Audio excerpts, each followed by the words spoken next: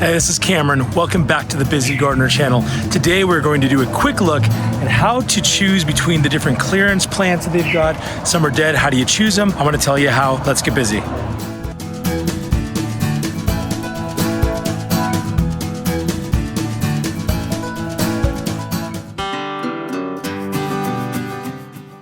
Okay, well, Thanksgiving is right around the corner here. I don't know if this is going to post before then, but here at Walmart, and always get drawn to whatever the garden sections are, and I am a sucker for the clearance section of things. I feel like sometimes you find a plant, or you always feel like you're getting a good value, and I don't know what that is. I think that's just kind of how I was raised, to look for good deals on things.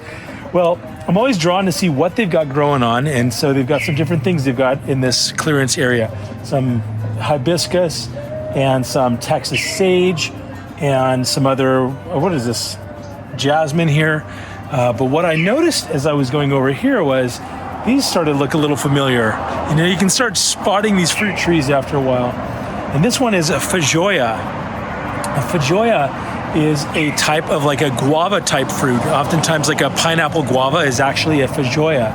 And it's usually used as like a shrub. It's like a fruiting shrub. It grows pretty compact, but can get pretty big as well. And so what I was curious about was, is there one in here that I would feel happy getting it half off? You see that the normal price is like $12.88, but selling it for only $6.44. Well, I'd be willing to take a shot on something for $6.44. So now the question is, how do you decide which of these to get? How can you spot whether a tree is going to still die on you, or a plant is going to still die on you or not? And what I noticed was that as I look at these, a few things you want to look for. One, you want to look at the foliage. Is the foliage green and supple? I mean, obviously there's some dying leaves, but that's okay. You can just prune that off right here. But this one, for example, even though it has some kind of dead and dying stuff up top, it's got some decent foliage down below. Versus something like this, where there's just no green going on. It's just gray and wilted. If I had to choose, I would stay away from one where all of the foliage is dead and dying, and gravitate toward even just the one in front of it that has some more, the leaves are more green. You can tell that there's some moisture in there, some signs of life. While I'm investigating which one of these I am considering buying, why don't you hit that subscription button? That would be really cool. Subscribe.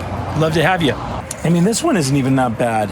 I think, honestly, I think these just haven't been watered. When I come and pick the pots up, I notice that they're very, very light. And so it's possible that they're not giving, that they're not overly, that the soil or whatever, the medium that they're planted in just doesn't retain moisture that well. It's possible. Dead. See the brown? See the brown, just crispy leaves cracking. Versus flexible, tender, crackly. This will probably snap off of it if it isn't already, but this, bendy. Yeah, as I look here, thinking, let's see, which one looks like it's got the best shot of making it? This is one of the finalists. He's got a lot of green, and the one next to it. All these other guys, I hate to say it, are probably just not gonna make it. So if I had to choose, I would probably I think I would take this one. Let me flip this around so you can see it. Okay, the reason why I would choose this one over this one is that this one has healthier foliage up high, whereas this one does not have, the foliage up high is kind of a bit stressed, and the healthier foliage is down here at the bottom. So rather than waiting for this to regrow, you might want to just start with something that's got a little bit taller canopy up here, if you could even call it that when it's a foot tall. It's so funny, I didn't come here looking for any type of plant, but I might buy this little feijoa, give it to my dad, see if he's got a place in his yard that he wants it. I have a pineapple guava, which I think is the same thing. This is talking about it, yeah, flavor resembling pineapple. Imagine that. So, okay, $6. Pineapple guava, normally probably $15-20 at Home Depot for a larger plant, but this thing will do pretty well. All right, so when you're out there looking, you want to be looking at the color, you want to be looking how springy stuff is. If it's a tree, you don't want something that's very brittle looking, going to snap off. That's usually an indication that all those systems are just dead and not worth going after. But some of these look good. I'm surprised they're on clearance. They don't look entirely stressed, these succulents. I'm terrible at succulents. Michelle and I both, we kill them. I'm so good at the other fruit tree stuff, but succulents, I think this has a real chance. I'm gonna give it some water and go surprise my dad with it.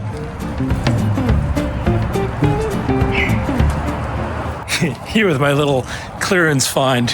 Gonna surprise my dad with it. Let's see.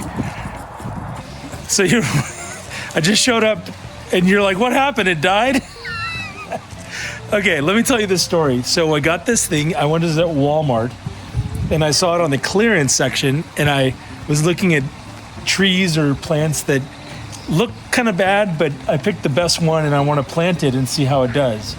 This is like one of those pineapple guava. A pineapple guava, you have one. I have one, so that I didn't need one for myself. It was on sale, you bought one. I had to, it was like $6. Oh, yeah. So I'm thinking, maybe, what do you think about maybe putting that like behind the mango over there? Because it's kind of also a tropical or subtropical. That's a piping going there. Oh, there's a pipe. Well, what about to the left of that apple over there? Yeah, you could do that. Let's go bury it in the ground real quick. Okay. Man, this thing is so tiny, but it's gonna go great right there. Okay, so we're gonna, if it's like a little root bound and taking the shape of the pot, we wanna break that up. So that way those roots reach out. The plant's already stressed, so I don't like having to do this, but these roots are gonna just keep swirling and swirling if we don't. So it's a little bit of a gamble, but I think it will be good. All right. We're just gonna backfill this. First the soil. Okay, now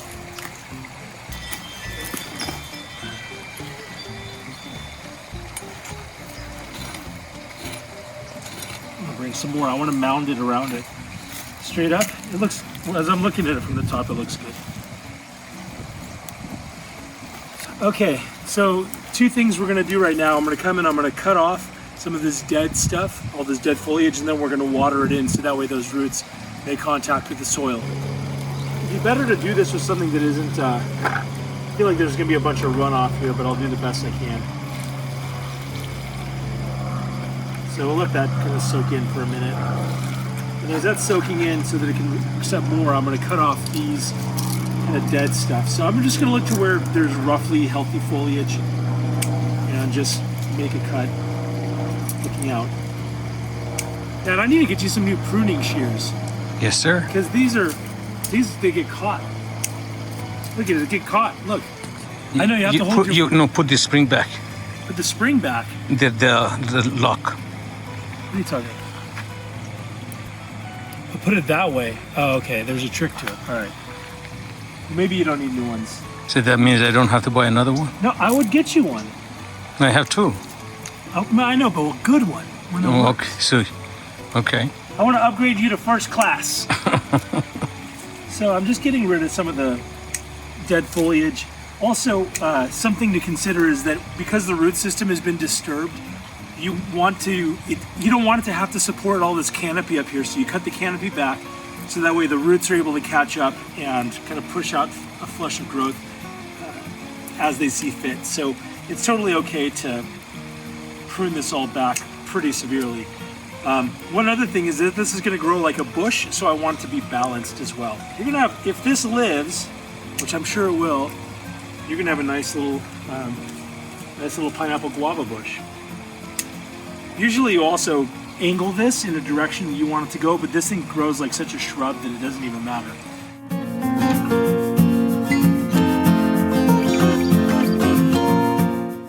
Okay, down there, that little guy, we're hoping is gonna make it. And so we'll have to just check back in a few months and see what we've got going on. That's it. Hey, so, you know, and the thing I say, okay, well, whether you've got one dying plant in your orchard or 500, until next time, stay busy.